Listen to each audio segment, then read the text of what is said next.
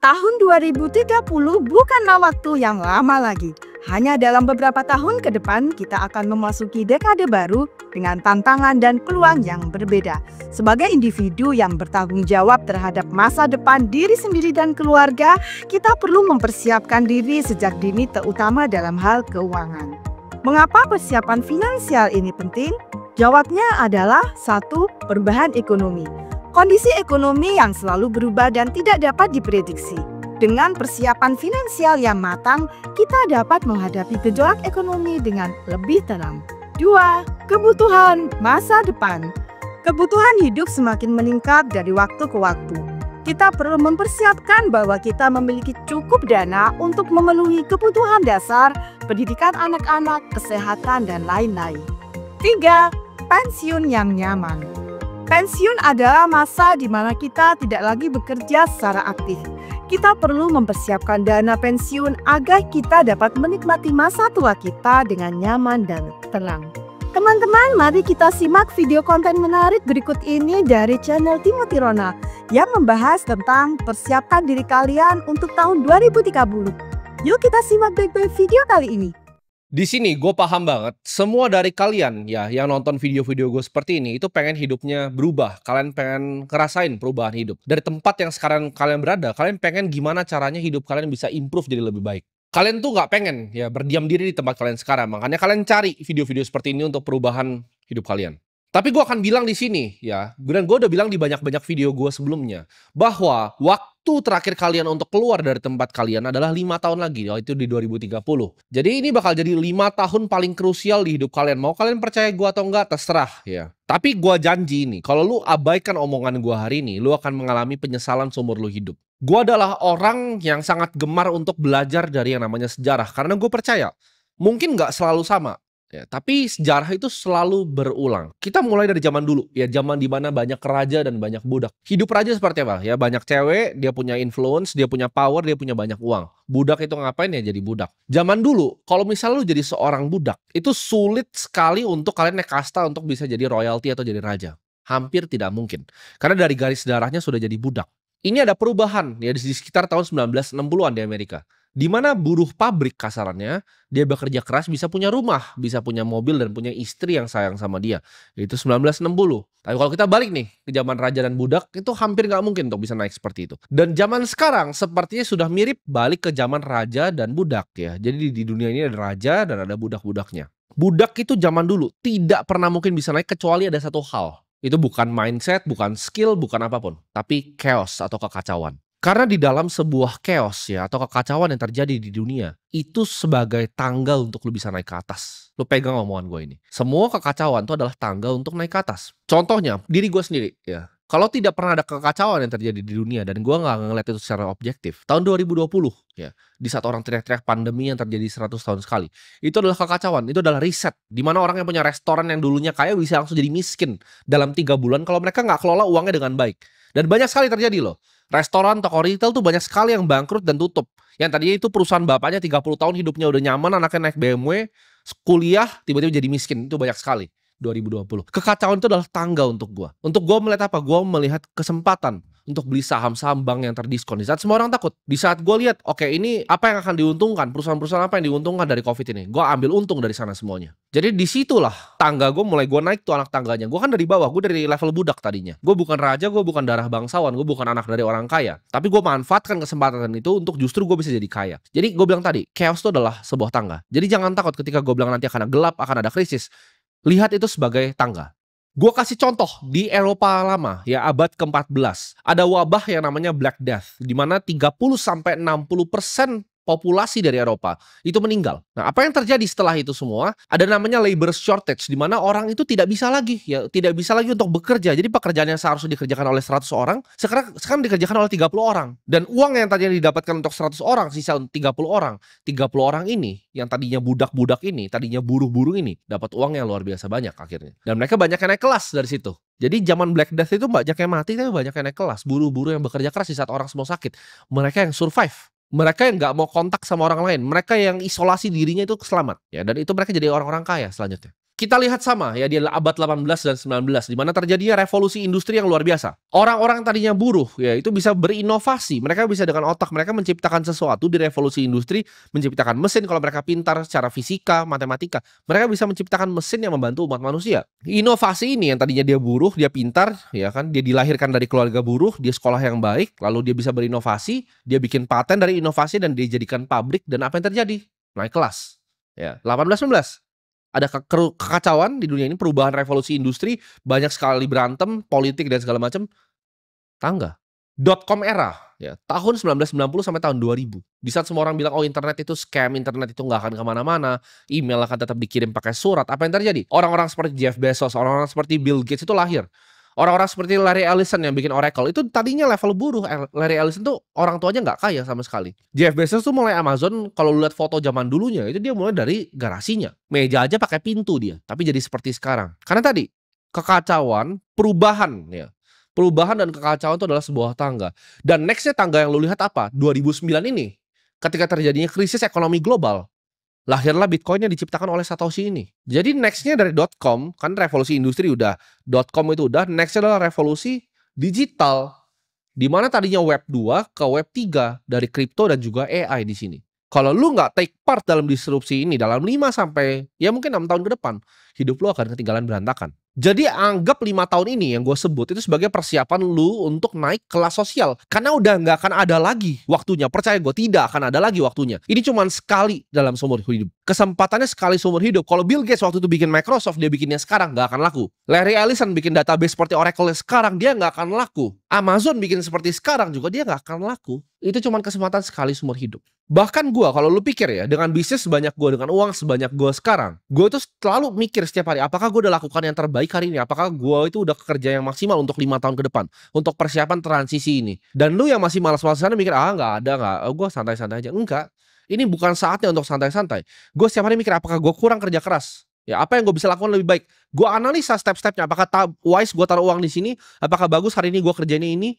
Apakah kemarin udah gue kerjakan semua yang bisa gue lakukan? Apakah gue perlu tidur 8 jam sehari? Apakah bisa di 7 jam? Apakah dengan 1 jam itu bisa bikin hidup gue lebih efisien dalam bekerja? Itu yang gue pikirin setiap hari. Di saat lu mulai punya yang gue sebut namanya self accountability, lu ngerasa semua di dunia itu salah lu akan jadi manusia yang berbeda. Contoh, karyawan nipu, salah siapa? Salah lu. Tapi kan dia yang nipu. Enggak, lu gak bikin SOP yang bagus, ya. Lu gak punya HRD yang bagus, itu semua salah lu gak punya sistem yang bagus. Kalau ujung-ujungnya dia nipu pun lu yang hire dia kan, lu yang mempekerjakan dia, itu salah lu dalam ngeliat orang berarti. Di saat lu selalu nyalain diri sendiri, main catur, oke, lu replay, salahnya di mana? Even lu menang pun lu replay lagi, salahnya di mana? Itu cara lu cepet untuk jago main catur. Sama, lu main game pun sama. Di saat gue dulu main game namanya League of Legends, itu yang di copy sama Mobile Legends sampah itu. Setiap kali gue main, itu gue nonton replaynya. Mau gue menang atau gue kalah. Pasti ada hal yang gue bisa lakukan sedikit lebih baik. Gue gak pernah nyalain, oh timnya cupu, oh ini cupu. Enggak. Gue salahin diri gue bisa lebih baik di mana. Makanya gue jadi tambah jago terus. Karena gue melakukan yang namanya self accountability. Gue cuma salahin diri gue. Gue miskin ya salah gue. Ya, jangan salahin pemerintah, jangan salahin orang lain. Enggak, salah lu doang yang bego. Lu malas, bego, dan arogan, selesai. Oke, Bu, lu bodoh. Gimana cara nggak bodoh? Belajar, ya kan? Malas, gimana cara nggak malas? Ya, atau lu mau tunggu lu jadi sampah dulu 2030 baru lu keluar dari kemalasan lu. Ya, kalau arogan ini udah susah nih diobatin, udah gak ada obatnya. Jadi lu kalau bisa lihat dunia ini dengan lensa yang berbeda, bahwa semua yang terjadi di dalam muka bumi ini, di bawah matahari adalah salah lu akan jadi manusia yang superior dibanding manusia yang lain. Karena manusia yang lain itu semua selalu cuma nyalain keadaan. Oh, karena gua di sini. Oh, gua karena kurang hoki gua lahir di sini. Oh, karena gua nggak bisa begini, gua nggak bisa begitu. Oh, karena dia nipu gua. Semuanya alasan. Gua tahu satu pun dari kalian ya, 1,7 juta yang ada di channel gue ini tidak ada yang kerja keras lebih dari gue. Tapi gue lebih ketakutan, percaya nggak, dibanding kalian semua. Gue lebih ketakutan akan 2030 ini dibanding kalian semua. Karena gue tahu ini kesempatan sekali dalam 100 tahun. Ini bukan dekade, ya ini sekali dalam 100 tahun. Dan lu pecundang di balik layar sana, ya lu cuma mikir, weekend ini apakah Sabtu dan Minggu ini waktunya gue untuk time off, ya. Apakah gue untuk chill day, santai, ya mau hari yang santai, nggak ada, ya. Gue kasih tau lu, untuk orang seperti gue ya, mikirin waktu santai adalah hal paling stres yang gue bisa lakukan. Kenapa? Karena di saat waktu gue santai, ya, anggaplah kayak lu suka tidur siang gitu kan, lu main TikTok, scrolling cewek, terus lu tidur siang. Lu tidur siang lu tuh apa? Lu bayi gitu kan. Bayi 1 tahun 2 tahun tidur siang. Siapa yang tidur siang? Gitu. Lu capek ya kerja gitu. Gue kalau tidur siang mana? Gue bahkan nggak bisa tidur siang karena gue mikirin apa yang harus gue kerjakan. Gue kalau Tuhan kasih gue untuk bisa nggak tidur, gue pun pilih untuk nggak tidur. Karena sebelum tidur pun yang gue pikir adalah apa yang bisa gue kerjain ya, apa yang bisa gue kerjain lebih baik. Karena ini yang gue pikirin 2030-nya akan terjadi hal yang luar biasa. Gitu. Kalau gue nggak persiapkan dengan baik, gue nggak bekerja sekuat tenaga, gue 10 tahun kerja, satu hari pun skip itu nggak ada. Satu hari pun mau lu bilang gue, oh lu harus nggak pernah ada satu hari mana gue skip nggak kerja. Untuk lu survive ya lu jangan kira dunia ini seperti apa yang lu kira ya. Ini beda nih, ada konstruk sosial. Jadi gue bagi manusia ini ada dua topeng, ada konstruk sosial, ada binatangnya, ada hewannya. Dunia ini adalah hutan rimba. Antara lu berburu atau lu diburu, antara lu hunt atau lu get hunted. Jadi nggak ada di tengah. Jangan lu campurin nih konstruk sosialnya, orang saling menolong, tolong menolong, ini nggak ada. Ini hutan rimba. Antara gua buru lu atau lu buru gua. That's it. That's what happening. Banyak yang masih bingung. Oke, gue udah tahu nih 2030 gini. 5 tahun persiapan gue apa? Gue udah bilang berkali-kali, ya kan? Ini gue persimpel lagi. Fokus di dua hal. Satu, fokus di kripto. Kedua, fokus di AI. Lu fokus di sini, hidup lu akan selamat. Lu nggak fokus di sini, lu akan digantikan sama dua ini. Ini yang akan jadi tangganya, gitu. Kripto ini akan jadi tangganya untuk lu nanti naik ketika hal-hal terjadi yang jelek itu datang di dunia ini. Tapi masih ada lu semua, ya, dengan kehidupan lu yang miskinnya, yang masih tinggal sama mak lu di umur 40 tahun itu. Lu masih mikir, oh dia ini currency-nya currency bohongan. Enggak, lu terlalu arogan dan terlalu miskin. Lu kira lu lebih pintar gitu dari presidennya US. Enggak. Donald Trump tuh umur 34 tahun udah bangun gedung mencakar langit, Trump Tower. Dia udah jadi real estate mogul, punya beberapa kasino. Umur 34 dia udah punya 3 kasino. Terus lu masih pikir, oh enggak lah, ini kripto ini scam, lu yang terlalu bodoh. Ya. Kalian mungkin ada yang skeptis gitu kan, atau ekonom dosen-dosen di sini yang mungkin ya kurang pintar lah ngomong. Oh ini apakah inflasi 15%? Masa sih, bukan begitu, ya kan. Lu tuh kira gue itu kayak mau takut-takutin lu soal inflasi, gue beneran peduli sama lu soal inflasi. Ini gue kasih tahu ya di sini ya, gue cinta sama inflasi. Nah bingung gak lu? Saya sangat cinta dengan inflasi. Kenapa? Lu bayangin deh, lu jadi orang yang cetak uang, oke? Jangan jadi gue, jadi orang yang cetak uang. Apa yang lu mau di dunia ini? Ya, inflasi lah. Lu yang bikin uangnya, lu tinggal beliin aset-asetnya. Karena inflasi, artinya inflasi apa sih? Barang yang lu pakai dan lu beli kan makin mahal, ya nggak? Jangan bilang gue takut-takutin lu. Ini untuk kebaikan lu sendiri. Kalau gue sih senangnya inflasi kalau bisa 50%. Kenapa? Karena semua asetnya punya gue, propertinya punya gue, tanahnya punya gue, emasnya gue punya, bitcoinnya gue punya, aset punya gue. Lu punyanya apa? Punyanya cash. Itu yang kena orang kayak lu, yang cuma digaji bulan ke bulan. Gitu. Jadi inflasi itu bukan hal jelek buat gue. Lu jangan mikir kayak gue tuh anti inflasi. Kagak, gue cinta sama inflasi. Kalau bisa please ayo inflasi 20% biar miskin semuanya gitu kan. Karena kalau lu punya aset yang lu pengen adalah inflasi. Lu punya gedung nih, yang lu pengen adalah apa? Inflasi. Lu punya misalnya apa? Apartemen, service apartemen 30 unit. Lu maunya apa? Inflasi. Biar lu bisa naikin terus harganya. Mereka kerja kayak buruh ya kan, dengan gaji UMR-nya itu, terus bayaran lu naikin terus harganya. Lu punya nih 100 rumah nih. Ya gue kontrakin semua 100 rumah gue ke orang-orang kayak lu, gitu kan. Jangan bilang kayak lu mah bohong tentang inflasi. Kagak, gue cinta. Gue tuh nggak harus ngomong kayak begini. Harusnya gue tipu kalian kan, kayak mereka yang di atas sana. Mereka tipu kalian inflasi 3% kan. Karena mereka tahu itu 15 dan itu bagus untuk mereka. Itu kenapa mereka tipu kalian. Oh enggak, datanya inflasi 3% itu buat tipu kalian. Kalau gue nih ngomong apa adanya gitu. Inflasi itu justru bagus untuk separasi gap antara si kaya dan si miskin. Karena inflasi akan sangat menguntungkan orang yang paling banyak asetnya. Yang paling banyak bitcoinnya akan sangat diuntungkan dengan inflasi. Sekarang per hari ini 1,7 miliar buat lu semua yang arogan. 1,7 miliar loh. Diingetin berapa? 300 juta. Gue beli dari berapa? Dari 9 juta. Sekarang 1,7 miliar. Inflasi kan? Thank you mesin pencetak uang. Ayo dong cetak terus uangnya. Karena biar gue makin kaya, separasi gapnya makin jauh.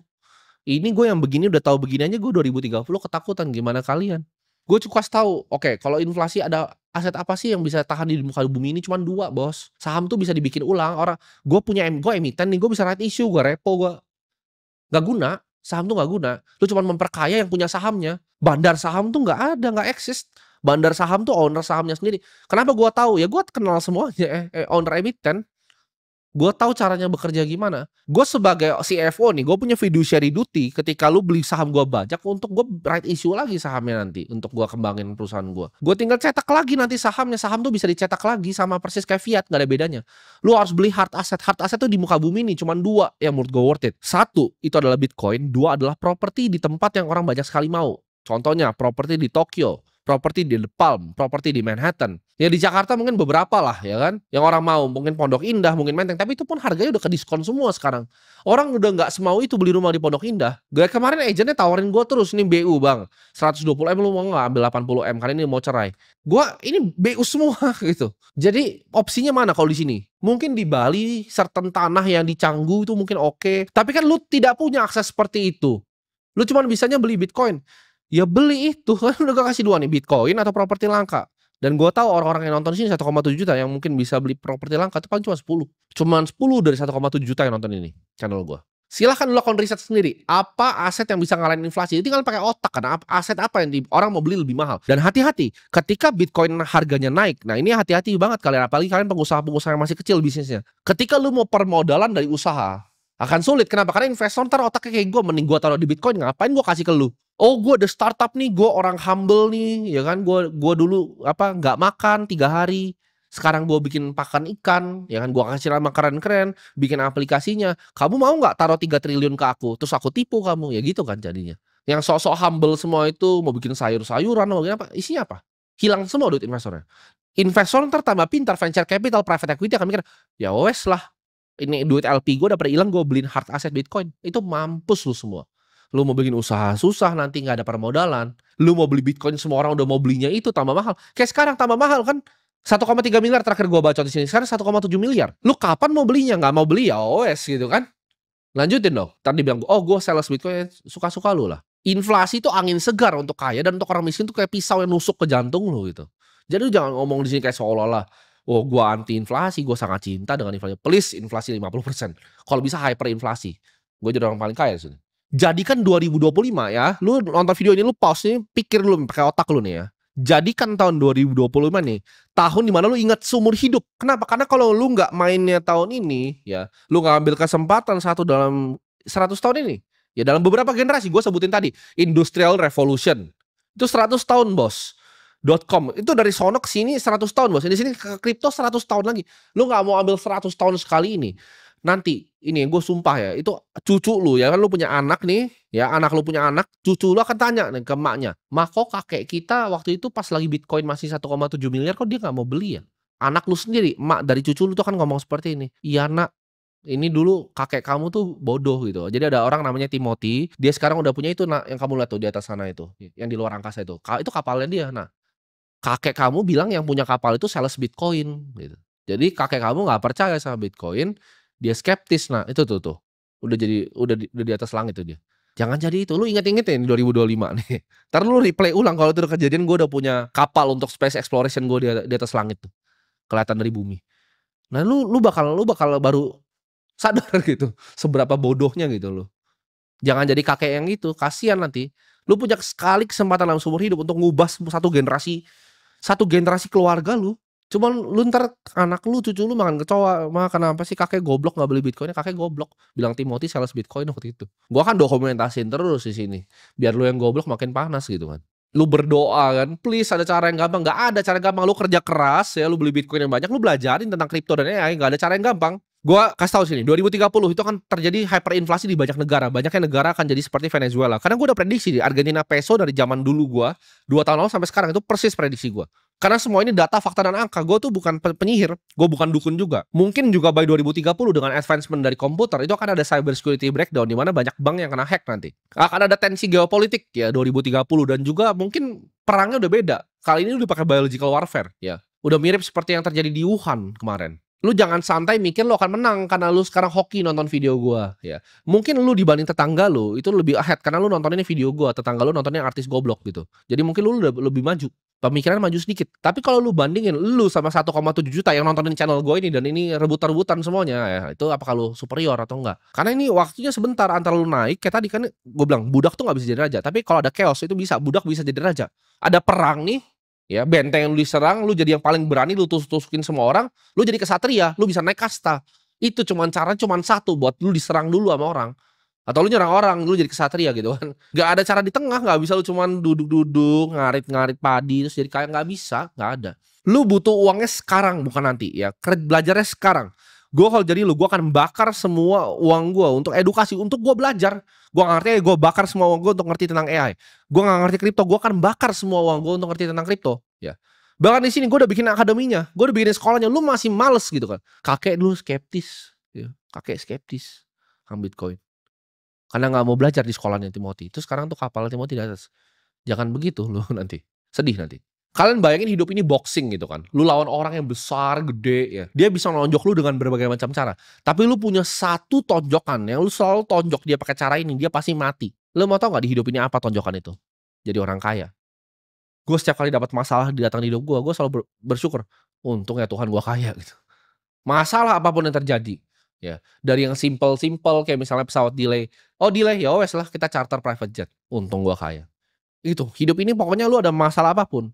Satu yang bisa fix itu adalah kalau lu jadi orang kaya. Fokus ya selama 365 hari ke depan ya, dari hari ini. Fokus, cari uang sebanyak-banyaknya, pelajarin tentang kripto sedalam-dalamnya, beli Bitcoin sebanyak-banyaknya dan selamatkan keluarga lu dari hyperinflasi. Jangan mau ya jadi orang yang nanti cucu lu lihat lu sebagai kakek lu, bahkan anak lu sendiri ngeliat lu tuh malu. Ya punya bapak kayak lu. Oh iya, jika Anda ingin berkonsultasi masalah keuangan, laporan keuangan perusahaan, perpajakan, dan strategi digital marketing, jangan sungkan untuk hubungi kami di 0811 8085 705 atau klik link di bawah ini di www.jasakonsultankeuangan.co.id. Sampai jumpa dalam video berikutnya.